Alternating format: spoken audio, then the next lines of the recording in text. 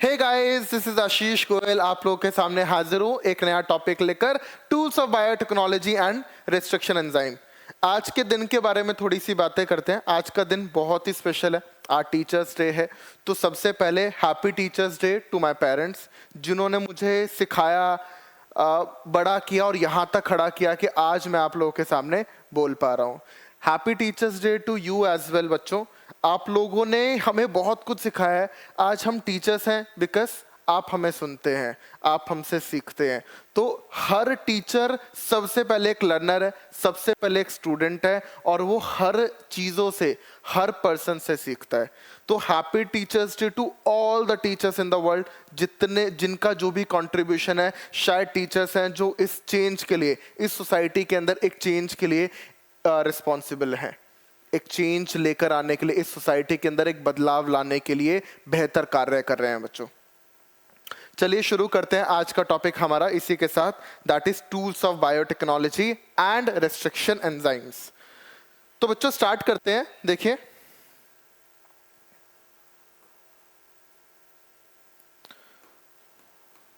तो बच्चों सबसे पहले हम टूल्स ऑफ बायोटेक्नोलॉजी की बातें कर रहे हैं। यार मैंने क्या कहा था कि ये एक एक्सपेरिमेंट की तरह चलेगा। बायोटेक्नोलॉजी पूरा एक एक्सपेरिमेंट है। इसके अंदर मैंने आपको बेसिक्स बता दिए थे कि क्या होगा। हमने एम बताया कि मेरे को प्रोडक्ट बनाने हैं जो ह्यूमन के लिए यूजफुल होंगे। फिर मैंने बोला था कि मैं मटेरियल रिक्वायर्ड, यानी कि क्या क्या टूल्स बायोटेक में चाहिए होंगे, उनकी भी हम लोग बातें करेंगे। चलिए आज हम उन टूल्स की बातें करते हैं जो इस पूरे एक्सपेरिमेंट में यूज होने वाले हैं।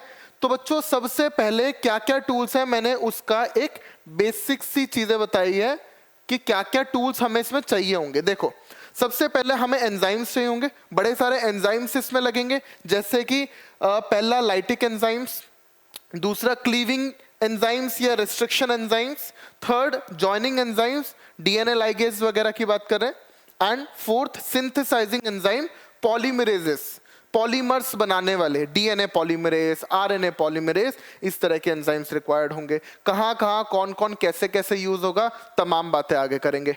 फिर हमें एक वेक्टर चाहिए होगा। हम लोग करने क्या वाले हैं, उस जीन को हम इस पूरी प्रोसेस में, हमारा एम क्या है, करना क्या है इसके अंदर। सर एक डिजायर्ड जीन को निकालना है, मैं जिस जीन को चाहता हूं उसको निकालना है, एक वेक्टर में लगाना है, और उसके बाद किसी और के अंदर, किसी होस्ट के अंदर डाल के उसका बहुत सारा प्रोडक्ट बनाना है। तो हमें क्या चाहिए, एक वेक्टर भी चाहिए, व्हीकल डीएनए चाहिए जो उसको उठाकर लेकर जाएगा। फिर हमें डिजायर्ड जीन भी चाहिए जिसका हमें प्रोडक्ट चाहिए होगा। देन हमें होस्ट सेल चाहिए होगा। एक्चुअली हम लोग करने क्या वाले हैं, हमें अगर ये इंसुलिन बहुत ज्यादा बनाना है और ये इंसुलिन बनाने वाली जीन है, मेरे को इंसुलिन बनाना है, तो मेरी डिजायर्ड जीन क्या है, ये वाली है। तो ये मेरी डिजायर्ड जीन है, इसको मैं किसी गाड़ी में बिठा के भेजूंगा, उस गाड़ी का नाम वेक्टर है, ठीक है ना। इसको गाड़ी में बिठा के कहां भेज दूंगा, एक होस्ट सेल के अंदर। होस्ट सेल के अंदर ये जाएगा, मान लो ये इकोलाई है होस्ट सेल, इसके अंदर ये गया, और ये अंदर जाने के बाद ट्रांसक्रिप्शन, ट्रांसलेशन करके प्रोटीन बना रहा है, मेरा प्रोटीन बन गया। सर इकोलाई में क्यों डाला, क्योंकि इकोलाई बहुत जल्दी डिवाइड कर जाता है, 20 मिनट के अंदर डिवाइड कर रहा है। तो अगर 20 मिनट में डिवाइड कर रहा है तो सिंपल सी बात है, प्रोडक्ट बहुत जल्दी जल्दी बना देगा। कुछ ही टाइम में, कुछ ही दिनों के अंदर प्रोडक्ट बहुत सारा बन जाएगा, बहुत करोड़ों मॉलिक्यूल्स बन जाएंगे। तो हमारा ये प्रोडक्ट बहुत ही फास्ट बन जाता है।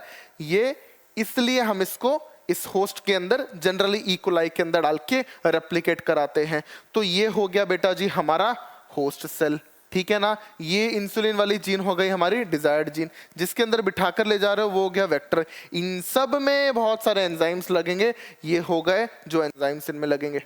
चलिए एक एक करके इन सब की बातें हम लोग करते हैं। तो बच्चों सबसे पहले हम लोग किसकी बात कर रहे हैं, लाइटिक एंजाइम्स की। लाइटिक एंजाइम्स क्या करेंगे, ये सेल डिग्रेडिंग एंजाइम्स होते हैं, जो कि देखो अगर मेरे को ये सेल है बेटा जी, ठीक है ना, ये सेल है,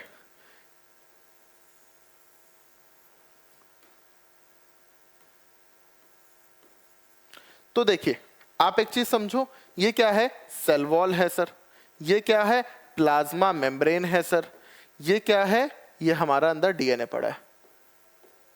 तो सबसे पहले मेरे को सेल वॉल तो तोड़नी पड़ेगी। अगर मेरे को डीएनए निकालना है, मेरे को अपना डीएनए चाहिए, इस डीएनए के अंदर भी मेरे को क्या चाहिए, मेरे को चाहिए सर ये वाला पार्ट, ये मेरा जीन ऑफ इंटरेस्ट है। अगर मेरे को अपना जीन ऑफ इंटरेस्ट को पाना है, मेरे को अपना जीन ऑफ इंटरेस्ट चाहिए होगा, तो सबसे पहले मैं वॉल तोड़ दूंगा। अगर बैक्टीरिया से निकाल रहा हूं मैं वो जीन, अगर वो सेल बैक्टीरिया से निकाल रहा हूं मैं, तो क्या होगा, सेल वॉल बैक्टीरिया की तोड़ेंगे लाइसोजाइम से। अगर मैं वो प्लांट से निकाल रहा हूं तो प्लांट सेल वॉल को तोड़ने के लिए सेलुलोज। सर फंजाई से निकाल रहे हो, सॉरी प्लांट सेल वॉल को, पैक्टिन भी प्लांट सेल वॉल में होता है तो पैक्टिनेज भी डाल देंगे। फंगल सेल वॉल को तोड़ना होगा तो काइटिनेज डाल देंगे। फंगल सेल वॉल किसकी बनी होती है, काइटिन की, काइटिनेज डाल दूंगा, काइटिन को तोड़ दूंगा। तो ये सारे के सारे सेल वॉल डिग्रेड करेंगे। अच्छा आप बोलोगे सर एनिमल में, तो मैं बोलूंगा एनिमल में तो सेल वॉल ही नहीं होती है, तो तोड़ने की जरूरत ही नहीं है जब है ही नहीं। तो फिर फिफ्थ होता है बेटा जी हमारा ये लाइपेज। लाइपेज क्या करेगा, आपको पता है आपकी प्लाज्मा मेम्ब्रेन किसकी बनी हुई है, सर लिपिड की है, मतलब फॉस्फोलिपिड की बनी हुई है। लिपिड की बाई लेयर है यहाँ पर। अगर लिपिड की लेयर है तो इसको तोड़ने के लिए क्या चाहिए होगा, लाइपेज चाहिए होगा। सर किसके अंदर, हर ऑर्गेनिज्म में प्लाज्मा मेम्ब्रेन होती है और लिपिड की ही बनी होती है। तो ये क्या करेगा, प्लाज्मा मेम्ब्रेन को डिग्रेड करेगा। तो इन सेल्स में आप इन एंजाइम से सेल वॉल डिग्रेड करेंगे और फिर प्लाज्मा मेम्ब्रेन को लाइपेज से डिग्रेड कर देंगे। तो फिर आपका क्या आ जाएगा, ये आपका डीएनए आ गया, ठीक है ना, ये आपका डीएनए आ गया। अब इस डीएनए को ध्यान देना, इस डीएनए को आपका बहुत बड़ा ये डीएनए आ गया, ठीक है जी, बहुत बड़ा डीएनए आ गया। इस धागे में आपका एंजाइम, तो आपका जो जीन ऑफ इंटरेस्ट है वो ये रहा, ये आपका जीन ऑफ इंटरेस्ट है। तो इसको तोड़ने के लिए, मतलब मेरे को इसको निकालने के लिए इसके टुकड़े करने पड़ेंगे, बहुत सारे टुकड़े करूंगा मैं। टुकड़े करने के लिए मेरे पास एक एंजाइम है, क्लीविंग एंजाइम। सर मेरे को क्लीविंग एंजाइम चाहिए होगा जो कि न्यूक्लिक एसिड को तोड़ेगा, और न्यूक्लिक एसिड वाला क्लीविंग एंजाइम क्या कहलाएगा बच्चों, न्यूक्लिक एसिड को जो क्लीव कर दे, तोड़ दे, वो कहलाएगा न्यूक्लियस, ठीक है ना। अब ये न्यूक्लियस दो तरीके के हैं, एक एक्सोन्यूक्लियस और एक एंडोन्यूक्लियस। एक्सोन्यूक्लियस क्या होता है, ये क्या है, ये न्यूक्लियोटाइड की चेन है भाई। डीएनए की जो चेन होती है, डीएनए की जो स्ट्रैंड होती है न्यूक्लियोटाइड्स की बनी होती है। अगर बेटा जी ये एंड से काटे, ये यहां से एंड से काटे, ये काटेगा फिर इसको तोड़ेगा, फिर इसको तोड़ेगा, फिर ऐसे एंड से तोड़ेगा अगर, तो एंड्स पे तोड़ेगा तो एक्सोन्यूक्लियस कहलाएगा, ठीक है ना। Remove nucleotide from the end of the DNA. लेकिन अगर ये बीच से तोड़ दे, यहीं से तोड़ने की हिम्मत रखता है, तो ये कहलाता है एंडोन्यूक्लियस। हमारा यहां पर इसको तोड़ने का तो कोई मतलब नहीं है, मैं यहां से तोड़ के क्या करूंगा, मेरे को तो क्या करना है, मेरे को तो यहां से तोड़ना है, बीच से तोड़ना है ना, तो मेरे को एंडोन्यूक्लियस काम में आएंगे, इसकी बहुत ज्यादा जरूरत यहां नहीं पड़ेगी, ठीक है जी। अब ध्यान दो, जैसे ये तो साइड से काट रहा है, ये साइड से काट रहा है, मैं यहां पर बनाता हूं, ये यहां से कट मारेगा, और ये होगा तो बीच से कट मारेगा, ये बीच से कट मारेगा, ठीक है। तो हमें क्या चाहिए, बीच से कट मारने वाला, उसी को मैं बोलता हूं एंडोन्यूक्लियस। बेटा जी यहां पर एंडोन्यूक्लियस भी एक स्पेशल तरीके का एंडोन्यूक्लियस चाहिए, special type of endonuclease is required. कैसा एंडोन्यूक्लियस, इसको हम बोलते हैं रेस्ट्रिक्शन एंडोन्यूक्लियस। क्या बोलते हैं, रेस्ट्रिक्शन एंडोन्यूक्लियस चाहिए। क्या होता है, क्या करता है, इसके बारे में तमाम बातें करने वाले हैं अगले आधे घंटे तक। अगर आपसे सवाल पूछा जाए नीट के अंदर कि किसकी डिस्कवरी से ये पूरा बायोटेक संभव हो पाया है, आप सीधा आंसर करोगे रेस्ट्रिक्शन एंडोन्यूक्लियस। यही एंजाइम था जिसकी प्रेजेंस आज भी, जिसकी प्रेजेंस से पूरा बायोटेक, पूरा जेनेटिक इंजीनियरिंग पॉसिबल हो पाया, ठीक है। तो इसकी, इस जेनेटिक इंजीनियरिंग में बूम लाने वाला एंजाइम यही है। किसमें, जेनेटिक इंजीनियरिंग में।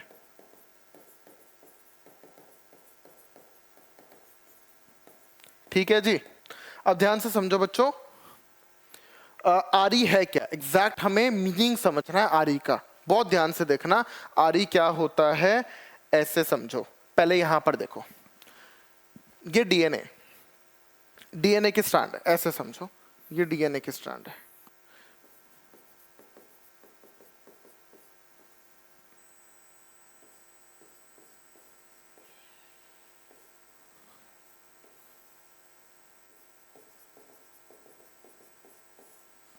ठीक है, 5' to 3', ये एक डीएनए की स्ट्रैंड है। और यहां पर भी है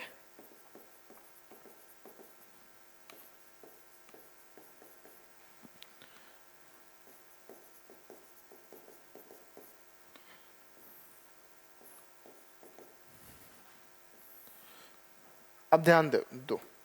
अब मैंने क्या बोला आप लोगों को, ये पूरी एक स्ट्रैंड है डीएनए की, लंबी सी स्ट्रैंड है डीएनए की, राइट। अब एक हमारे पास आरई है, नाम है इको आर1। इको आर1 एक आरई का नाम है, इसके बारे में डिटेल बात करूंगा बाद में। अभी आप समझो कि ये एक आरई है, रेस्ट्रिक्शन एंडोन्यूक्लियस है। पहली बात, ये क्या करता है, ये एक स्पेसिफिक साइट पे कट करेगा, कट्स एट स्पेसिफिक साइट, ठीक है। आप बोलोगे सर बताओ कौन सा बॉन्ड तोड़ेगा, मैं बोलूंगा फॉस्फोडाइएस्टर बॉन्ड तोड़ेगा। मतलब ये दो के बीच में, जैसे ये जो स्ट्रैंड है इसमें ये न्यूक्लियोटाइड है ना बच्चों, डीएनए क्या है, न्यूक्लियोटाइड की एक स्ट्रैंड है। तो दो न्यूक्लियोटाइड के बीच में कौन सी बॉन्ड है, ये सब फॉस्फोडाइएस्टर बॉन्ड है। इस बॉन्ड को ब्रेक करेगा, यानी कि चेन को तोड़ेगा ऐसे, बिल्कुल ठीक है। तो यहां पर ये वाला, ये और इसके बीच का बॉन्ड को जैसे ही पहचानेगा तोड़ देगा। तो पहली बात क्या हुई, पहली बात तो जहां इसको ये दिखेगा GAATTC, ये वहीं कट मारेगा, बहुत सिंपल, ये वहीं कट मारेगा जहां पर ये दिखेगा इसको। तो यानी कि इसकी एक स्पेसिफिक साइट हो गई। क्या सर पूरे डीएनए में जहां ये साइट दिखी, देखो यहां पर भी दिखी, यहीं पे काटा, इस साइट पे नहीं काटा, बीच में कोई साइट नहीं दिख रहा, नहीं काटेगा। तो पहली बात तो इसकी साइट बड़ी स्पेसिफिक हो गई, ये GATTC में काट रहा है तो वहीं काटता रहेगा, पहली बात। दूसरी बात कि वो जो साइट होनी चाहिए वो पैलिंड्रोमिक सीक्वेंस होना चाहिए, हम इसकी भी बात करेंगे आगे। अब थोड़ा सा जान लो यहां पर बस, पैलिंड्रोमिक सीक्वेंस होना चाहिए, यानी कि उल्टा सीधा एक समान। इधर से पढ़ो GAATTC, नीचे से पढ़ो GAATTC। पहली बात तो वो स्पेसिफिक साइट होनी चाहिए, यही होगी। इको आर1 की साइट यही है, पूछ लेता है, ये भी क्वेश्चन पूछा गया है एक बार कि इको आर1 की साइट बताओ किस साइट पे कट करता है। दूसरी बात है कि ये पैलिंड्रोमिक सीक्वेंस होना चाहिए। तीसरी बात है कि भाई ये कौन सा बॉन्ड तोड़ता है, तोड़ेगा रेस्ट्रिक्शन, मतलब तोड़ेगा ये फॉस्फोडाइएस्टर बॉन्ड तोड़ेगा। इसकी जरूरत कहां पड़ेगी बाद में बताऊंगा। अभी आप समझो कि एंडोन्यूक्लियस क्या है, जो बीच में से तोड़ दे डीएनए की स्ट्रैंड को। रेस्ट्रिक्शन एंडोन्यूक्लियस क्या है, जो कि स्पेसिफिक साइट पे तोड़े, कि इसी साइट पे तोड़ रहा है, ठीक है। इको आर1 इसी साइट पे तोड़ रहा है। जैसे इस साइट पे तोड़ने के लिए एक और रेस्ट्रिक्शन एंजाइम है, नाम है SMA1, SMA1। ये रेस्ट्रिक्शन एंजाइम यहां से आके तोड़ेगा। पहली बात तो इसको ढूंढेगा, जैसे ये साइट मिलेगी ये आके तोड़ देगा उसको, स्पेसिफिक हुई ना। दूसरी देखो CCCGGG, यहां पर भी पढ़ो CCCGGG, इसका मतलब क्या है, ये भी पैलिंड्रोमिक सीक्वेंस है, तो ये पैलिंड्रोमिक सीक्वेंस पे ही कट करता है। दूसरी बात कि ये स्पेसिफिक साइट पे ही कट करेगा, क्लियर है बात। अब ध्यान देना, दूसरी बात क्या है, जिस भी साइट पे ये कट करता है वो उसकी रिस्ट्रिक्शन साइट होती है। जैसे अगर आपसे पूछे कि इस इको आर1 की रेस्ट्रिक्शन साइट बताओ, तो मैं बोलूंगा GAATTC। आप पूछेगा कोई SMA1 एक रेस्ट्रिक्शन एंजाइम है, ये एक रेस्ट्रिक्शन एंजाइम है, इसकी साइट बताओ, मैं बोलूंगा CCCGGG, क्लियर बात। अब तीसरी बात, ये जो साइट होगी या तो ये 4 न्यूक्लियोटाइड की होगी, या 6 की होगी, या 8 की होगी। जैसे यहाँ पे 6 की है, यहाँ पर ये 6 की है, ऐसे ही हो सकता था कि 4 की हो सकता है 8 की भी हो, या तो 4 की होगी, या 6 की होगी, या 8 की होगी, कंफर्म्ड, क्लियर। अब ध्यान दो, अब यहां पर क्या बोला इन्होंने कि पैलिंड्रोमिक सीक्वेंस की बात कर रहा है भाई। पैलिंड्रोमिक सीक्वेंस का मतलब है कि यहां पर दोनों साइड से सेम होगा। जैसे मैंने आपको बताया ना, यहां पर क्या इको आर1 एक टाइप का क्या है, आरई है, SMA1 भी क्या है, एक टाइप का आरई है। ये क्या करता है बच्चों, इको आर1 GAATTC जहां देखेगा वहीं कट मारेगा, वहीं कट मारेगा। जैसे ये कहां कट मारेगा, यहां कट मारेगा और यहां कट मारेगा, एग्जैक्ट यहीं कट मारता है। तो पहले अगर ये जो साइट है इसको हम बोलते हैं पैलिंड्रोमिक सीक्वेंस, मतलब उल्टा सीधा एक समान। जैसे और बताता हूं मैं तुम्हें, मलयालम, आप इधर से पढ़ो तो मलयालम, इधर से पढ़ो तो भी मलयालम, मैडम इधर से पढ़ो तो भी मैडम, इधर से पढ़ो तो भी मैडम। तो बच्चों ये सब जो उल्टा सीधा एक समान जो ऐसे वर्ड्स होते हैं उनको पैलिंड्रोमिक सीक्वेंसेस बोलते हैं। तो तुमने क्या बातें जानी है क्या कि सर आरी जो है एक तो स्पेसिफिक साइट पे कट करता है, वो साइट को हम बोलते हैं जहां पर वो आरी कट करेगा उस रेस्ट्रिक्शन एंजाइम की वो जो साइट है उसको आप रेस्ट्रिक्शन साइट बोलोगे। जैसे इको R1 की रेस्ट्रिक्शन साइट ये रही, ठीक है, ये यहीं कट मारेगा। दूसरी बात ये पैलिंड्रोमिक सीक्वेंस होना चाहिए, ठीक है, उल्टा सीधा एक समान होना चाहिए। एकदम बात समझ में आई आप लोगों को। तीसरी बात, अब कैसे कट करता है यार ये, जैसे मान लो ये एक स्ट्रैंड है,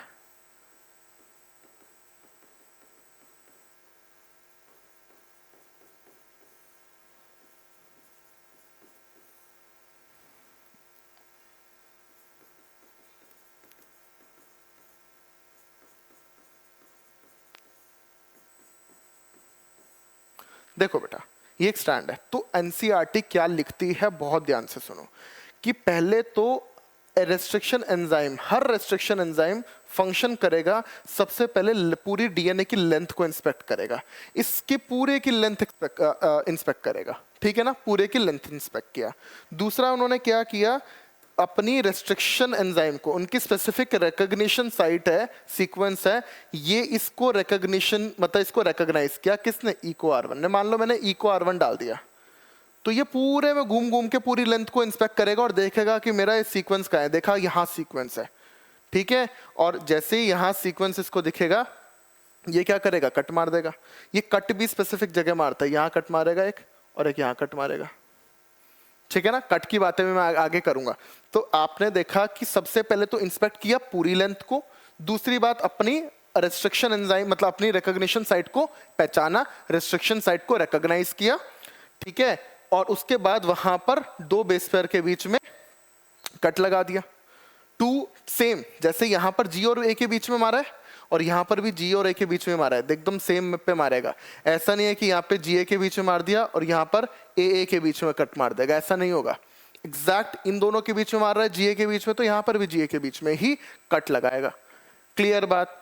तो हमने क्या पढ़ी, आरी की बातें फिर से देख लो कि सर स्पेसिफिक साइट होगी, स्पेसिफिक साइट होगी उसको रिकॉग्नाइज करेगा, है ना, और वो उसकी रेस्ट्रिक्शन साइट कहलाएगी, है ना, रेस्ट्रिक्शन साइट कहलाएगी, ठीक है। दूसरी हमने कहा कि वो site has to be palindromic sequence. तीसरा जो कट होगा वो सेम बेसिस के बीच में लगाएगा,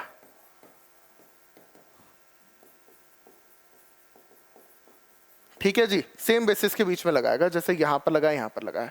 तो बच्चा पहले पूरी लेंथ को इंस्पेक्ट किया, पहली बात, फिर दूसरा अपनी रिस्ट्रिक्शन साइट को पहचाना, उस रिकॉग्निशन सीक्वेंस को, इस पूरे सीक्वेंस को मैंने बोला क्या, रिकॉग्निशन सीक्वेंस,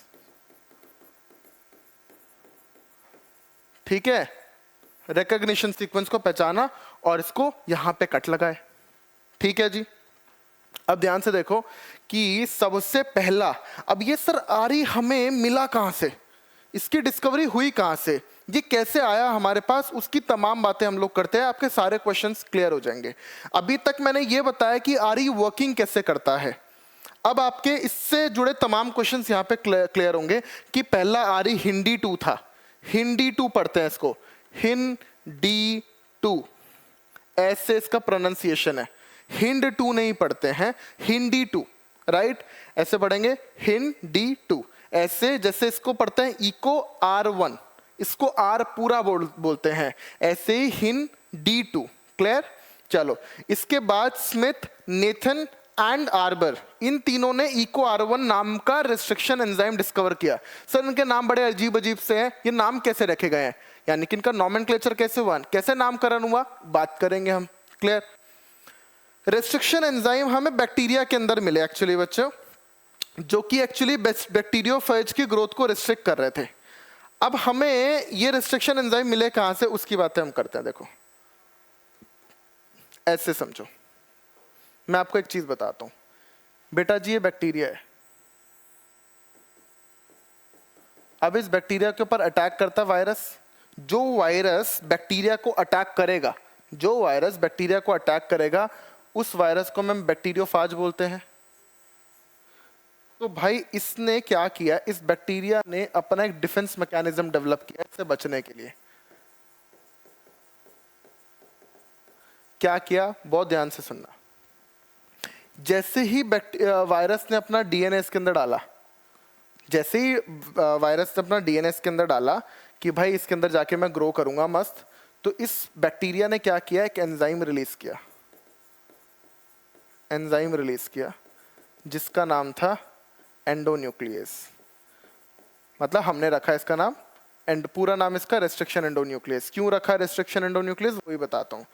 ये एंडोन्यूक्लियस क्या करता था, चलो मैं इसका नाम पूरा लिख देता हूँ। इसका नाम था रेस्ट्रिक्शन एंडोन्यूक्लियस। अब ये रेस्ट्रिक्शन एंडोन्यूक्लियस क्या करता था, ये रेस्ट्रिक्शन एंडोन्यूक्लियस यहाँ पर जाता और इसकी यहाँ पे जाके कट लगा देता, स्पेसिफिक साइट पे कट लगाया था और इसका डीएनए तोड़ देता।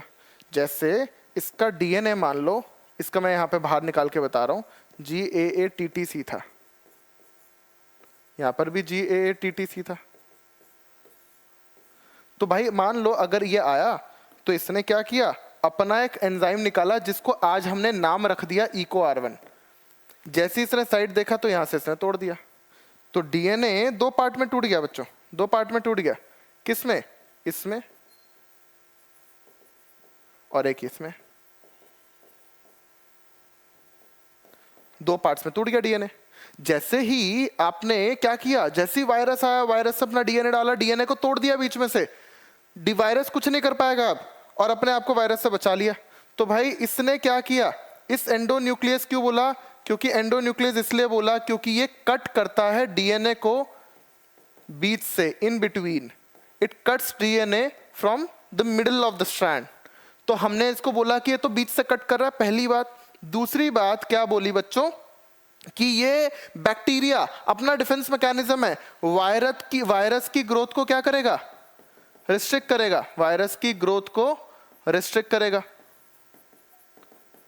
तो हमने बोला कि ये तो वायरस की ग्रोथ को रिस्ट्रिक्ट करने वाला एंडोन्यूक्लियस है, हमने नाम दे दिया रिस्ट्रिक्शन एंडोन्यूक्लियस। वहीं से हमें एक आइडिया लगा कि यार अगर ये यहां पर जाके तोड़ सकता, हमने इसको स्टडी किया, हमने देखा कि यार ये तो पैलिंड्रोमिक सीक्वेंस पे काटता है, ये तो एक स्पेसिफिक सीक्वेंस पे काटता है, हमने देखा कि ये तो पहचानता है, उसी पे जाके कट मारता है। हमने कहा इसको हम कहीं यूज कर सकते हैं क्या, हमने देखा यार ये तो बायोटेक में बढ़िया यूज हो सकता है। क्या यूज होगा बताऊंगा अभी आप लोगों को। तो यहां से हमें ये एंजाइम मिला। तो एक्चुअली क्या था, ये तो बैक्टीरिया का डिफेंस मैकेनिज्म था, उसी की बात अभी हम लोग करेंगे। अब ध्यान से समझना, एंजाइम दो चीजें रिलीज करता है बैक्टीरिया, मिथाइलेज और रेस्ट्रिक्शन एंडोन्यूक्लियस। मिथाइलेज और रेस्ट्रिक्शन एंडोन्यूक्लियस क्या करता है, अब एक चीज समझो, ये बैक्टीरिया है बेटा जी, ये बैक्टीरिया है, बैक्टीरिया ने दो एंजाइम रिलीज किए। तो इस बैक्टीरिया के ऊपर यहां पे वायरस आया, वायरस ने क्या किया, अपना डीएनए डाल दिया।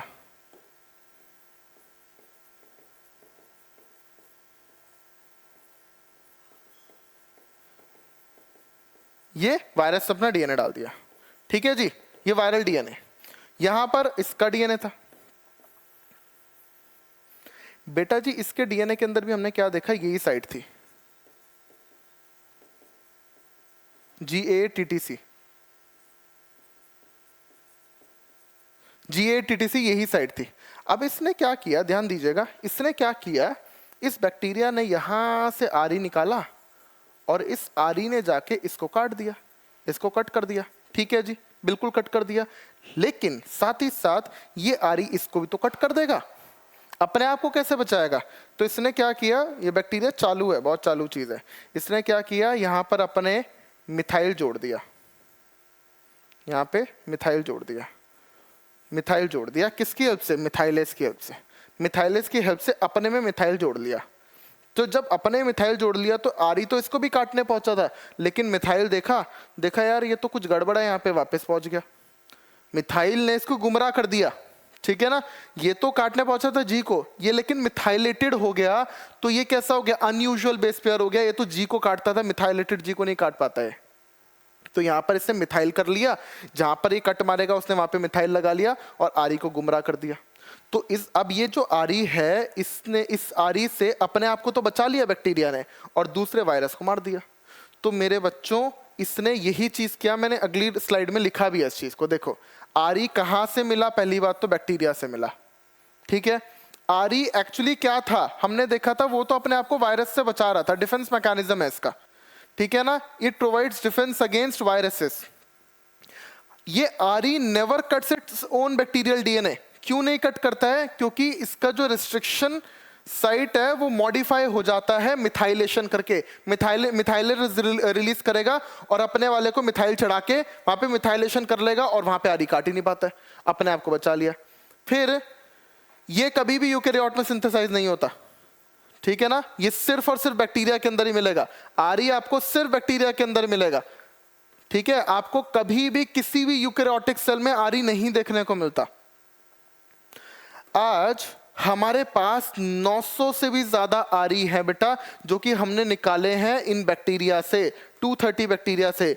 यानी कि एक बैक्टीरिया था, एक बैक्टीरिया में एक ही आरी होगा, नहीं सर, हो सकता है एक आरी 1 हो, आरी 2 हो, बहुत सारे आरी हो सकते हैं। तो एक बैक्टीरिया से कितने आरी निकल गए, जैसे इसकी बात करूं तो यहां पे 3 आरी है, ऐसे ही 230 स्ट्रेन्स ऑफ बैक्टीरिया से 230 स्ट्रेन्स ऑफ बैक्टीरिया से कितने आरी निकले भाई, 900 आरी निकाल लिया हमने। तो यानी कि एक बैक्टीरिया में एक से ज्यादा आरी निकालता है। एक्चुअली क्या है आरी, अब ध्यान से सुनना, आरी क्या है सर, रेस्ट्रिक्शन एंडोन्यूक्लियस, बीच में से डीएनए को कट करेगा, स्पेसिफिक साइट पे कट करेगा, पैलिंड्रोमिक सीक्वेंस होना चाहिए। एक्चुअली बैक्टीरिया का डिफेंस मैकेनिज्म था जो कि वायरस के डीएनए को तोड़ देता था, अपने डीएनए को मिथाइलेशन करके बचा लेता था और वायरस के डीएनए को तोड़ देता था, और उसके डीएनए को तोड़कर अपने अंदर वायरस का जो इन्फेक्शन था उसको खत्म कर देता था। हमने देखा यार ये तो बढ़िया चीज है, ये तो एक स्पेसिफिक साइट पे कट करने के लिए हमें एंजाइम मिल गया, हमने निकाल के 10 जगह यूज कर लिया। इंसान तो पापी है, ये तो अपॉर्चुनिटी देखता है, जहां पर भी मिलती है वहीं पे घुस जाता है। चलो बच्चों, इसके बाद बात करते हैं ऑब्लिक कट की। तो ध्यान से समझते हैं इस ऑब्लिक कट को। तो यहां पर इन दिस कट आरी cut at little away from the center of palindromic sequence, ठीक है, it produce sticky ends। मतलब क्या है सर, एग्जाम्पल देखो, इको R1, मैं आपको फिर बताता हूं, GAATTC, ठीक है जी, GAATTC, इधर से पढ़ूं इधर से पढ़ूं बात एक ही है। अब ये यहां से कट लगाता है और ये यहां से कट लगाता है, ठीक है जी, ये यहां से कट लगाता है। तो जब ये कट लगाता है तो क्या हो जाता है, ये ऐसी सीक्वेंस साइड बनेगी, ठीक है, और दूसरी बनेगी। तो एक तो साइट बनी आपकी ये, और एक साइड बनी आपकी ये। तो यहां पर इसने क्या किया, इन दोनों को हम बोलते हैं कि ये स्टिकी एंड्स बन गए हैं, स्टिकी एंड्स है, ठीक है, ये स्टिकी एंड्स बन गए। आपने यहां पर क्या किया, ऑब्लिक कट मारा, ऑब्लिक कट मारा है और स्टिकी एंड्स क्रिएट कर दिए। स्टिकी एंड्स क्यों बोलते हैं अभी बताता हूं। नेक्स्ट आप देखो, आपने स्ट्रेट कट मारे है ना, और यहां से स्ट्रेट कट मारने के बाद ब्लंट एंड प्रोड्यूस किए, जैसे SMA1। SMA1 जो होता है उसकी साइट ये रही,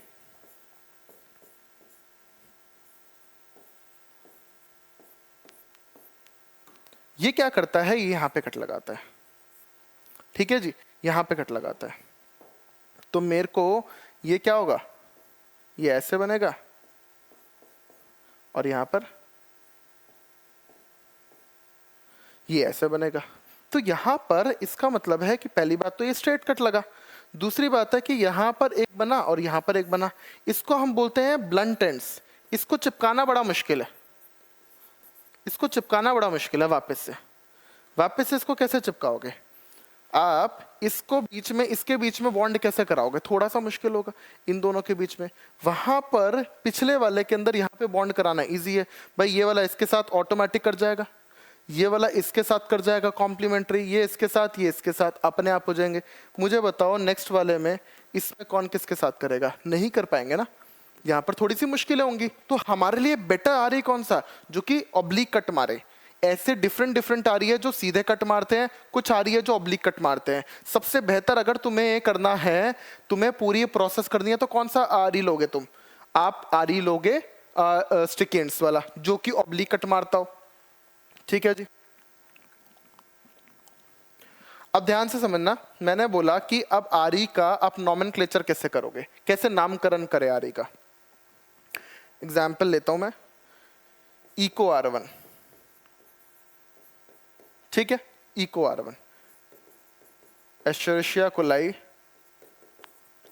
स्पेलिंग गलत हो सकती है भाई एशर्शिया की, RY13, ये पूरा है बैक्टीरिया।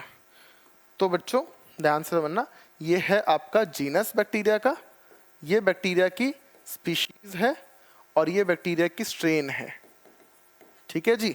बैक्टीरिया में स्ट्रेन टर्म यूज करते हैं। जैसे आम होता है भाई, आम है, लंगड़ा आम है ना, दशहरी आम है, डिफरेंट आम होते हैं। तो मैंजीफेरा इंडिका स्पीशीज तो वही है, उसके अंदर बहुत सारी वेराइटीज हो जाती है। जैसे आम में 1000 से भी ज्यादा वेराइटीज हैं। ऐसे ही एनिमल्स के अंदर बच्चे क्या हो जाती हैं, ब्रीड्स। जैसे डॉग के अंदर ब्रीड टर्म यूज करते हैं हम, डॉग तो वही है लेकिन ब्रीड अलग अलग हो गई है। ठीक है, तो यहां पर हम बैक्टीरिया के अंदर स्पीशी वही है, स्ट्रेन्स अलग अलग हो गई हैं। यहां पर हम सब स्पीशी, वैरायटी, ब्रीड के स्ट्रेन्स, इस तरह के टर्म्स यूज करते हैं। स्पीशीज के बाद अलग अलग ऑर्गेनिज्म में अलग अलग टर्म्स यूज किए जाते हैं। जैसे प्लांट होगा तो वैरायटी यूज करेंगे, एनिमल है तो सब स्पीशी यूज करते हैं। ठीक है, बैक्टीरिया है, वायरस है तो स्ट्रेन्स यूज कर लेते हैं। जैसे आप बोलते हो कि कोरोना का नया स्ट्रेन आ गया, क्लियर? तो वायरस तो वही है, जीनस वही है, स्पीशी वही है, लेकिन उसका स्ट्रेन नया है।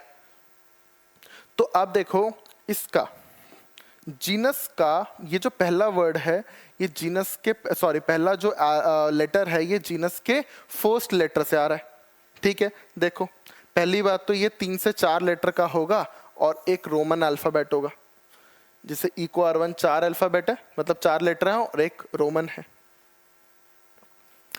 तो इसके बाद फर्स्ट लेटर जो है वो जीनस इंडिकेट करेगा, जैसे ई से एशर्शिया। ठीक है, दूसरे सेकंड और थर्ड लेटर जो होंगे वो स्पीशीज बताएंगे बैक्टीरिया का। जैसे कोलाई का CO ले लिया, ठीक है, कोलाई।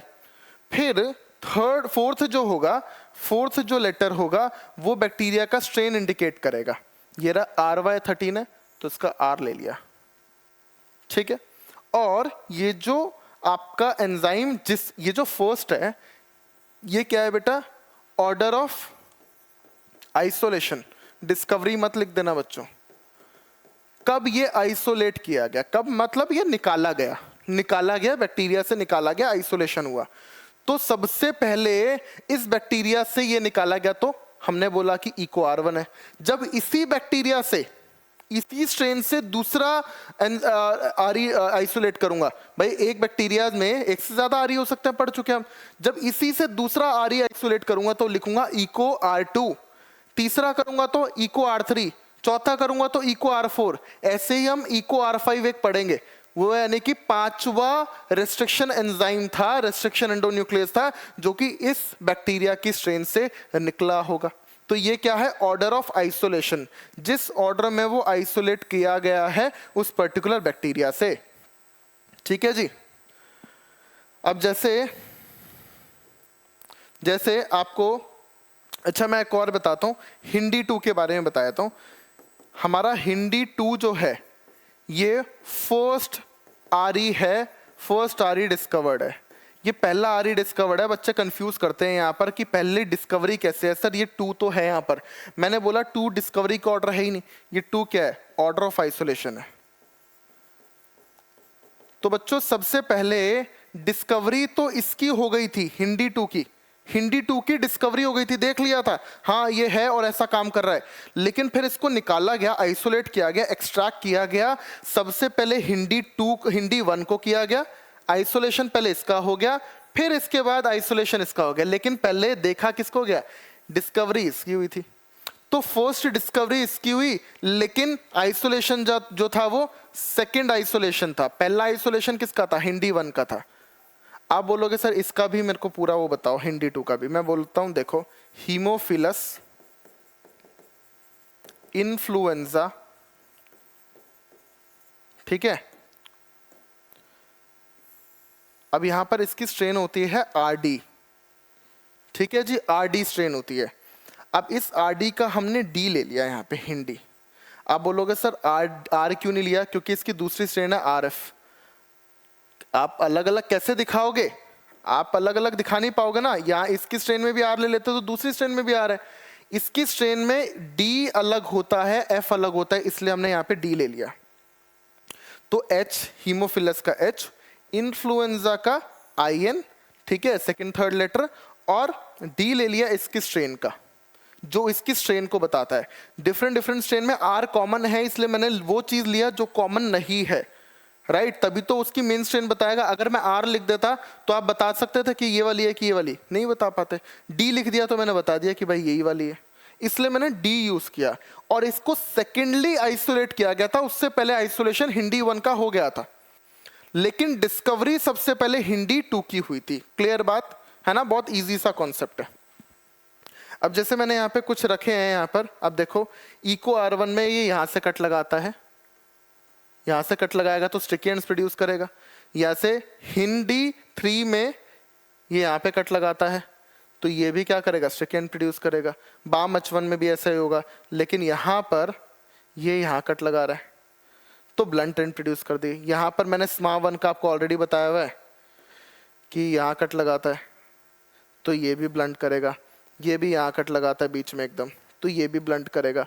तो आपको इतने सारे याद नहीं रखने हैं, आपको मैक्सिमम अगर कोई याद रखना है तो आप इको R1 का याद रख लो, बाम 1 का रख सकते हो, और ये इजी होगा इसका, इन तीनों का रख लो। बाम 1 को बाम H1 बोलूं या बाम 1 बोलूं, बात एक ही है। क्लियर है? कोई दिक्कत नहीं है, बाम 1 भी बोल सकते हो, बाम H1 भी बोल सकते हो। नेक्स्ट आ गया आपका डीएनए लाइगेज।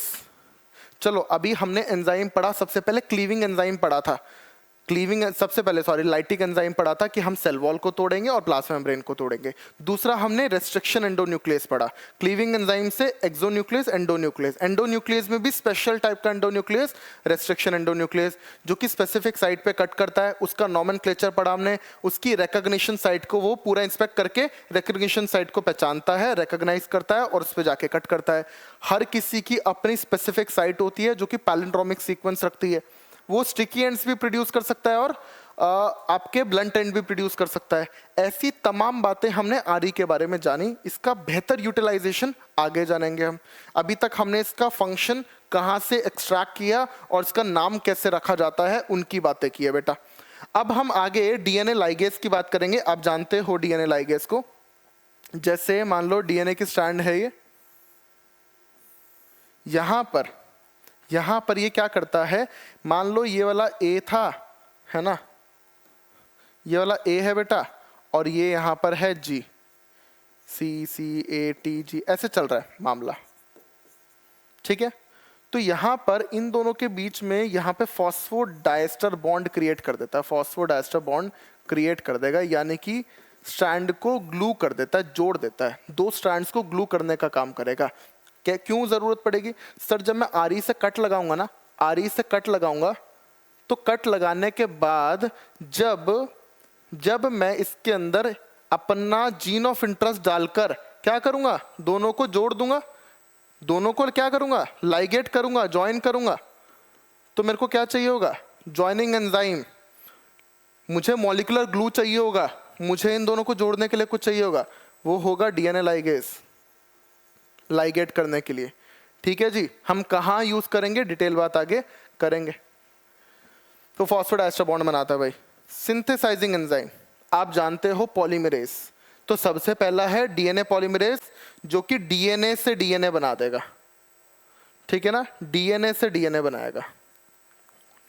आरएनए पॉलीमरेज, जो कि डीएनए से आरएनए बना देगा, ठीक है। और आपका रिवर्स ट्रांसक्रिप्टेज, जो कि आरएनए से डीएनए बना देगा। मेरे को कुछ भी करना है, मेरे को डीएनए से आरएनए बनाना है, डीएनए से नया डीएनए का स्ट्रैंड बनाना है, आरएनए का स्ट्रैंड बनाना है, कुछ भी करना है, मेरे पास different different synthesizing enzymes present है already. Molecular basis of inheritance में आप ये बात पढ़ चुके हो, नहीं पढ़ा है तो वहां वाले लेक्चर्स भी आप लोग देख सकते हो। ठीक है जी। अब नेक्स्ट होता है अल्कलाइन फॉस्फेटेस। अब ध्यान से समझिए क्या करता है। तो आपके पास ये क्या है, आपके पास ये एक वेक्टर है, मैंने आपको बेसिक्स बताए थे। इस वेक्टर के अंदर मैं अपना जीन ऑफ इंटरेस्ट डालूंगा, तो वेक्टर कैसा होना चाहिए उसकी बात मैं तमाम आगे करूंगा। यहां पे थोड़ा सा कुछ बताता हूं। तो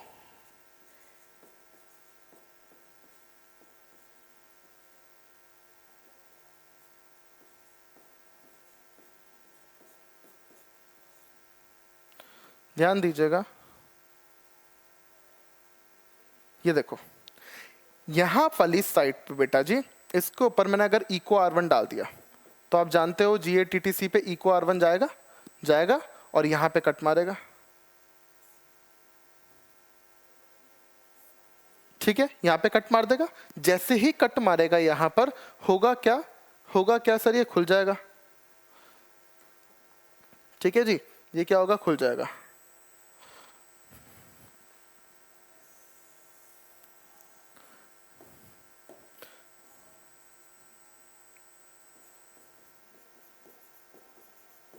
ये खुल गया, देखो देखो खुल गया ना, देखो यहां पर हो गया आपका जी।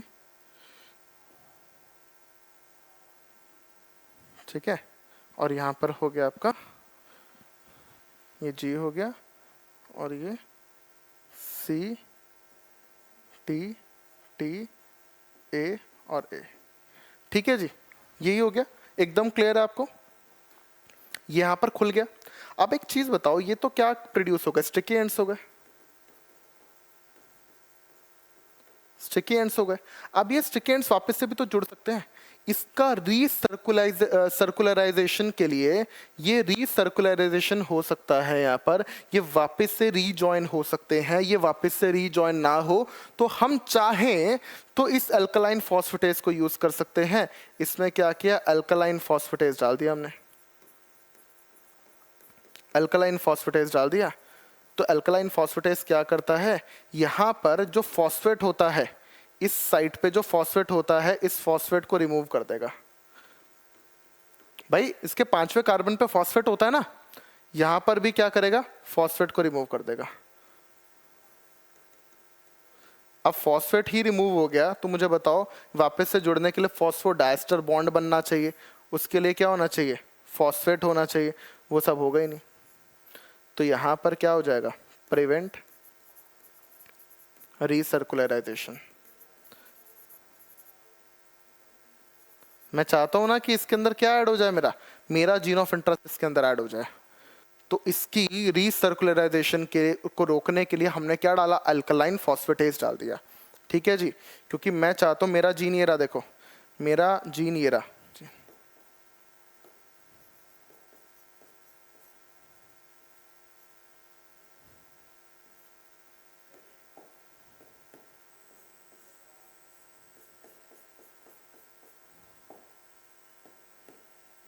यहां पर हो जाएगा GCTTA।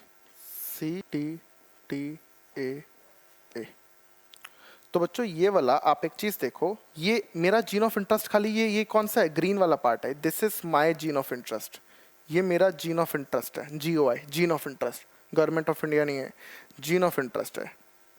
तो जीन ऑफ इंटरेस्ट मेरा जो है, ये वाला जो है देखो, ये इसके यहाँ पे जाके जुड़ जाएगा, ये वाला यहाँ पर जाके जुड़ जाएगा। बात समझ रहे हो, यहाँ पे G लगेगा इसका, और ये CTTC ये सब लग जाएंगे, और ये जाके जुड़ जाएगा। तो मेरा ये वाला पार्ट है, यानी कि ये वाला पार्ट और ये वाला पार्ट किस काम आ रहा है, इस वाले पार्ट को और इस वाले पार्ट को जोड़ने के लिए काम आ रहा है। तो यानी कि ये वाले पार्ट सिर्फ जोड़ने के काम आते हैं, और मेरा जीन ऑफ इंटरेस्ट जाके फिट हो जाएगा वहां पे। ठीक है, मैं नहीं चाहता हूं कि ये खुला और वापस से जुड़ जाए, मैं चाहता हूं इसके अंदर ये जाके जुड़े। तो इसको रोकने के लिए मैंने अल्कलाइन फॉस्फेटेस डाल के इसके फॉस्फेट हटा दिए, ताकि इसका प्रिवेंट हो जाए रीसर्कुलराइजेशन। बात समझ में आई आप लोगों को? अब ध्यान दीजिएगा, वेक्टर इज सूटेबल ट्रांसमिट। देखो अब मेरे को क्या चाहिए, मेरे को वेक्टर चाहिए। अब आपको क्या समझ में आया, जीन ऑफ इंटरेस्ट तो समझ में आता है, कैसे निकालते हैं वो भी मैं आपको बता चुका हूं। स्टिल इसकी जो प्रोसेस है वो हम आगे जानेंगे डिटेल की, कैसे निकालते हैं फिर दोबारा, ठीक है। दूसरी बात हमने अभी की है एंजाइम्स, सारे एंजाइम्स, कौन से एंजाइम्स कहाँ यूज होंगे वो सब आगे बात करेंगे। एंजाइम वर्क कैसे करता है, क्या वर्क करता है ये हमने जान लिया। हम कहाँ यूज करेंगे एंजाइम्स को, कैसे पूरी प्रोसेस कराएंगे वो हम आगे देखेंगे। एंजाइम वर्क कैसे करता है वो हमने देख लिया, क्लियर है, उसका यूज केस हमने देख लिया। तीसरी बात मैंने किया क्या, वेक्टर। भाई मैंने कहा कि मैं इन एंजाइम्स को यूटिलाइज करूंगा, इस जीन ऑफ इंटरेस्ट को काटूंगा, तोड़ूंगा, निकालूंगा, निकालने के बाद इसको किसी तो कार में बैठा के भेजूंगा, मेरे को होस्ट सेल में डालना है, किसी कार में बिठा के तो भेजूंगा। तो वो कार क्या है आपकी, ये वेक्टर है। उस कार को हम बोलेंगे वेक्टर। ये क्या है, वेक्टर क्या हमारी कार है जिसमें डीएनए बैठ के जाएगा। तो मैंने देखो vector is a suitable transmitting agent which transfer desired gene बोलूं, जीन ऑफ इंटरेस्ट बोलूं, एलियन डीएनए बोलूं, पैसेंजर डीएनए बोलूं, बातें की, ठीक है ना। इसके तमाम नाम है जो कि होस्ट सेल में ले जाए। होस्ट सेल में अपना जीन ऑफ इंटरेस्ट ऐसे ही नहीं डाल पाओगे तुम, डालने के उसमें तरीके हैं, वो मैं अलग पढ़ाऊंगा। मेन हम सबसे पहले यूज करते हैं वेक्टर को भेज देते हैं। अब ध्यान से समझना, एक जो वेक्टर है जो आपका क्लोनिंग वेक्टर है उस पे क्या क्या होना चाहिए। तो बेटा जी एक चीज मानो, ये आपका होस्ट सेल है, यानी कि इसके अंदर आपको आपका जीन डालना है, जीन ऑफ इंटरेस्ट। यही तो बायोटेक्नोलॉजी है। ये आपका जीन ऑफ इंटरेस्ट आ गया जी, ये जीन ऑफ इंटरेस्ट है, डिजायर्ड जीन है। इस जीन ऑफ इंटरेस्ट को किसके अंदर डाल दोगे सबसे पहले, सर मैं इस जीन ऑफ इंटरेस्ट को इस वेक्टर में डाल दूंगा। तो मैं क्या बनाऊंगा, इस वेक्टर में डाल के मैं बनाऊंगा ये, देखो ये रहा, आ गया इसके अंदर, मेरा जीन ऑफ इंटरेस्ट आ गया। फिर मैं इस वेक्टर को इसके अंदर डाल दूंगा, ये देखो ये आ गया, यहां पे आ गया जी, ठीक है। अब ये जो वेक्टर है, इस वेक्टर के पास क्या खास बात होनी चाहिए, क्या क्या चीजें होनी चाहिए, मैं क्या चाहता हूं मेरा वेक्टर कैसा हो, मेरे वेक्टर के पास क्या क्या चीजें हो, उसको हम देख लेते हैं। मेरा वेक्टर के पास ओरिजिन ऑफ रेप्लिकेशन हो, अंदर ये इसके पास ओआरआई साइट होगी, अगर नहीं होगी तो रेप्लिकेट नहीं कर पाएगा। ओआरआई साइट होगी, मस्त रेप्लिकेट करेगा, दूसरी कॉपी बना देगा, देखो एक और बना दी। फिर क्या करेगा, फिर दोबारा रेप्लिकेट करेगा और बना देगा।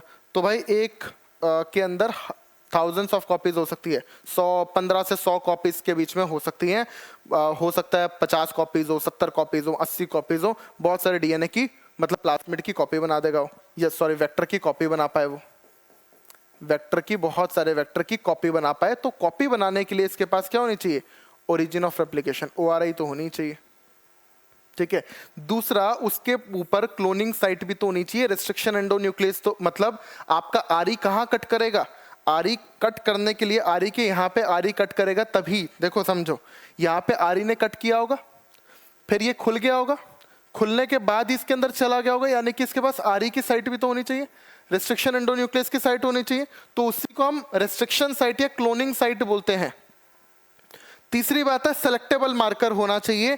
वो सेलेक्टेबल मार्कर क्या होता है वो हम आगे जानेंगे डिटेल, क्लियर बात। आगे चलते हैं, एक एक करके बात करते हैं। सबसे पहले मेरे वेक्टर के पास क्या होनी चाहिए बच्चों, मेरे वेक्टर के पास ध्यान दो, सबसे पहले मेरे वेक्टर के पास क्या होना चाहिए, मेरे वेक्टर के पास ये रहा मेरा वेक्टर,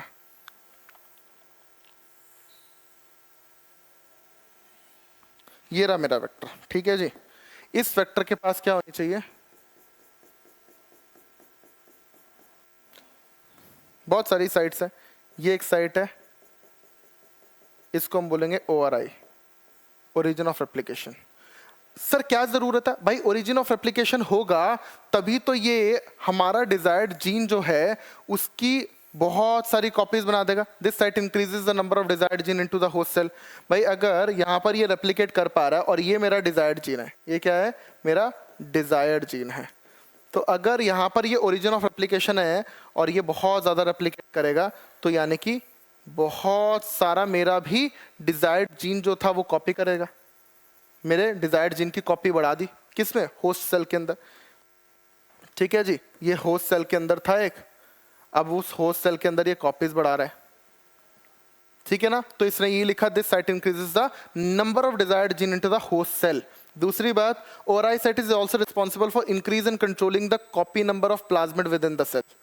भाई इसके अंदर जो ORI साइट है ना, वो कॉपीज को मेंटेन करके रखेगी, मतलब इंक्रीज तो करेगी, साथ ही साथ रिस्ट्रिक्ट भी करेगी, इतनी कॉपीज बनानी है, इससे ज्यादा नहीं बनानी है, इतनी कॉपीज बनाकर चलो, वो प्रॉपर नंबर को मेंटेन करके चलेगी। ठीक है, ORI साइट। तीसरी बात है, some plasmid may have only 1 और 2 copies per cell, whereas other may have 15 से 100 copies per cell, they can the number can even go higher. अब ध्यान से समझो, एक सेल के अंदर जनरली तो कितनी कॉपीज है? 1 से 2 कॉपीज ही होती हैं, जैसे यहाँ पे मैंने 2 कॉपीज बनाई हैं, लेकिन हो सकता है कि 15 से 100 कॉपीज हो इस प्लाज्मिड की एक बैक्टीरियल सेल के अंदर, और इससे भी ज्यादा नंबर हो सकता है। ठीक है, अगर यानी कि बैक्टीरिया में बहुत सारी कॉपीज हैं, तो बहुत सारी कॉपीज के लिए ORI होनी चाहिए। मतलब सर ज्यादा कॉपीज किस में होगी? जिसका ORI high copy number support करता होगा, जिसका ORI कम कॉपी नंबर सपोर्ट करता होगा, उसके अंदर कम कॉपीज होंगी। क्लियर भाई? अब बात करते हैं हम क्लोनिंग साइट्स की। क्लोनिंग साइट्स, ध्यान दीजिएगा, क्लोनिंग साइट्स क्या होती हैं? क्लोनिंग साइट्स क्या होती हैं? ये मेरा वेक्टर है, मान लो ये मेरा वेक्टर है, इसी के अंदर अपना डिजायर्ड जीन बिठाकर भेजूंगा। तो ध्यान दीजिएगा, मैं क्या चाहता हूं? मैं चाहता हूं मेरा डिजायर्ड जीन का, अगर मैं इस डिजायर्ड जीन को, मतलब सॉरी, इस वेक्टर को मेरे को यहां से कट मारना है, तो इसके पास यहां पर साइट है सर इको R1 की। तो मैंने क्या किया, इको R1 की साइट को यहाँ से काट दिया, इको R1 अपना रिस्ट्रिक्शन एंजाइम लिया और यहाँ से काट दिया। फिर मेरे को चाहिए कि भाई मैं उसको SMA1 से भी काट पाऊँ, तो मैंने SMA1 से भी काट दिया। तो ध्यान से समझिएगा बात को, अगर बेटा जी मैंने क्या बोला आप लोगों को कि जहां से वो कट मारेगा, ये रिस्ट्रिक्शन एंजाइम की साइट यहां पर प्रेजेंट है, GATTC। ठीक है, तो ये इसकी क्या होगी? रेस्ट्रिक्शन साइट कहलाएगी, या फिर इसको क्लोनिंग साइट बोलेंगे। भाई यहीं पे तो आप अपना क्या करोगे? जीन डालोगे ना, जीन ऑफ इंटरेस्ट डालोगे। जैसे फॉर एग्जाम्पल यहां पर ये साइट थी GATTC, ध्यान देना।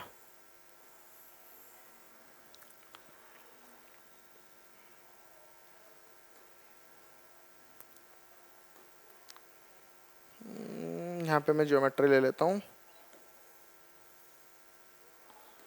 क्या आ गया?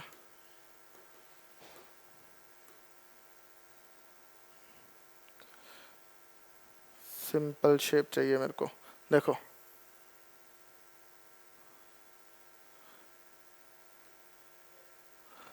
ठीक है, मैं हाथ से ही बनाया था।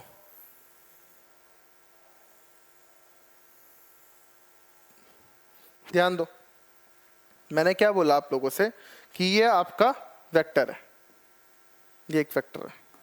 इस वेक्टर के अंदर ये एक साइट है GAATTC, GAATTC।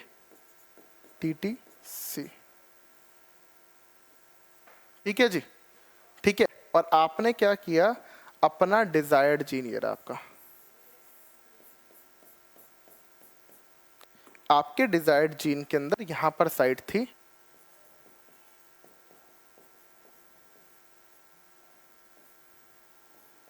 ये वाली साइट्स। ठीक है जी, एकदम ठीक है भाई। यहां से कट मारा और यहां से कट लगाकर ऐसे ही तो बने होंगे। अब ध्यान दीजिएगा, मैंने क्या किया, इसको भी RE से कट किया, इसको इको R1 से कट किया। जब मैं इसको इको R1 से कट करूंगा तो क्या होगा, कुछ ऐसा बन जाएगा क्या? G यहां पे रह गया है ना, और AATC यहां चला गया, G यहां रह गया है ना, और ये यहां चला गया। ध्यान देना, पहले ये जुड़े हुए थे, मैंने यहाँ पे कट लगा कर दोनों को अलग कर दिया, ठीक है। अब मैंने जैसे ही अपना डिजायर्ड जीन इसके अंदर डाला तो ये वाली इसके साथ मैच कर गई और ये वाली इसके साथ मैच कर गई। तो ध्यान दीजिएगा, कुछ हुआ कुछ ऐसा,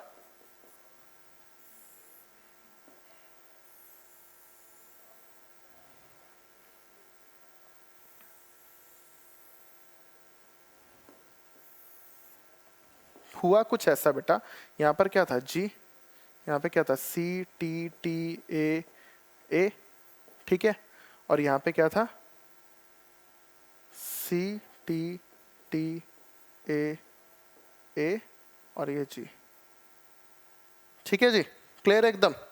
अब ध्यान दो, यहाँ पर क्या आया बेटा, यहाँ पर आया ए टी टी सी जी, ये इसका ये वाला आ गया। इस वाले का क्या आया, सी सी टी टी ए और ए जी, इसका ये वाला पार्ट आ गया, और ये आपके यहाँ पर आके आपका ये जीन ऑफ इंटरेस्ट आ गया। तो ध्यान दीजिएगा, मैंने क्या कहा, मैंने क्या बोला, मेरा जो जीन ऑफ इंटरेस्ट है उसके आसपास ये साइड्स होनी चाहिए। यानी कि आपको एक बात समझ में आ रही है कि मैंने अपना जीन ऑफ इंटरेस्ट जब काट के निकाला होगा तो यहाँ पर भी इसको इको R1 से ही काटा होगा, यहाँ पर भी इसको इको R1 से ही काटा होगा। तो मुझे एक तो बात समझ में आई कि मैं अपने वो उसको जीन ऑफ इंटरेस्ट को काट के निकालने के लिए इको R1 जो यूज करूंगा, जो इको R1 यूज करूंगा वही एग्जैक्ट वही आरई में यहाँ पे भी यूज करूंगा, तभी तो सेम साइड्स होंगी। इसको इको R1 से काटा, इसको इको R1 से काटा, तभी तो ये जाके यहाँ पे मिल गए। इसको इको R1 से काटा, इसको इको R1 से काटा, तभी तो ये जाके मिल गए। यानी कि मैं अपना जीन ऑफ इंटरेस्ट और वेक्टर डीएनए क्या करूंगा, सेम आरई से cut by same RE, same RE से कट लगाऊंगा दोनों पे, ताकि उन दोनों की साइड्स एक जैसी दिखे। ये बड़ा इंपॉर्टेंट पॉइंट है। तो मैंने देखा कि मैंने अपना जीन ऑफ इंटरेस्ट के लिए इको R1 देखा, बट मैंने देखा कि यार यहाँ पर मेरे जीन ऑफ इंटरेस्ट के आसपास है ना, इको R1 के लिए कोई साइट ही नहीं है। मेरे जीन ऑफ इंटरेस्ट के आसपास में किसकी है, SMA1 की साइट है या BAM H1 की साइट है। तो यानी कि मैं ऐसा वेक्टर लूंगा जिसमें BAM H1 के लिए क्या हो, रेस्ट्रिक्शन साइट हो, क्लोनिंग साइट हो। तो यानी कि मेरे वेक्टर के पास, मेरा वेक्टर सबसे अच्छा कब होगा, जब उसके पास डिफरेंट आरई के लिए साइट्स होंगी। जैसे बात को समझो, अगर एक आरई इको R1 की यहां पर, मेरा क्वेश्चन आपसे है, क्वेश्चन क्या है, एक आरई के लिए डिफरेंट साइट्स हो कि डिफरेंट आरई के लिए एक एक साइट हो। मतलब जैसे फॉर एग्जाम्पल एक आरई है, इको R1 ले लिया, इसकी डिफरेंट साइट्स है, ये साइट है, यहां पर भी साइट है, एक क्लोनिंग वेक्टर में यहां पर भी साइट है। तो क्या होगा, बेकार हो जाएगा सर, इको R1 यहां से भी काटेगा, यहां से भी काटेगा, यहां से भी काटेगा, ये जो आपका वेक्टर था वही खुद ही फ्रेगमेंटेड हो गया, खुद ही टुकड़ों में टूट गया। तो ये बात तो नहीं हो सकती। डिफरेंट आरई के लिए एक एक साइट हो। यहां पर मैंने को देखा कि यार यहां पर तो साइट BAM H1 के लिए भी है, मैंने देखा यहाँ पर साइट मेरे पास CLA1 के लिए है, मैंने यहाँ पर देखा यहाँ पर मेरे को किसी और के लिए साइट मिल रही है। तो डिफरेंट साइट्स मिली, तो मेरे पास ऑप्शंस बड़े खुल गए कि यार अगर मेरा जीन ऑफ इंटरेस्ट मैंने SMA1 से तोड़ के निकाला है तो भी मैं इस वेक्टर को यूज करूंगा, BAM H1 से तोड़ के निकाला है तो भी मैं यूज करूंगा, इको R1 से निकाला है तो भी मैं यूज करूंगा। तो डिफरेंट आरई के लिए एक एक साइट होनी बहुत जरूरी है। एक आरई के लिए डिफरेंट साइट होगी तो फ्रेगमेंट कर देगा आपके वेक्टर को, ये बात एनसीईआरटी लिखती है। तो भाई ये नहीं होना चाहिए, सिर्फ यही होना चाहिए। बात समझ में आई अब आप लोगों को, क्लियर है? अब ध्यान दो, अब आपने क्या बोला, site of vector where desired gene is to be inserted, उसको आपने क्या बोला, क्लोनिंग साइट। एक वेक्टर में जहां पर आपका डिजायर्ड जीन जाएगा वो रेस्ट्रिक्शन साइट या क्लोनिंग साइट कहलाएगी। जैसे अगर इसके अंदर यहां पर आपका BAM H1 के लिए है तो आप बोलोगे कि BAM H1 की क्लोनिंग साइट है या रेस्ट्रिक्शन साइट है। Cloning site actually a restriction site where RE cuts the vector, clear?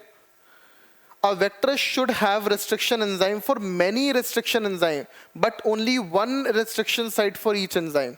जो मैंने आपको बात बताई है, एक restriction enzyme के लिए एक ही साइट होनी चाहिए, different restriction enzyme के लिए एक एक साइट होगी.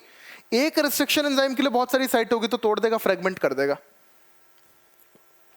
Presence of more than one recognition site of one RE within the vector will generate several fragments which complicate the gene clone.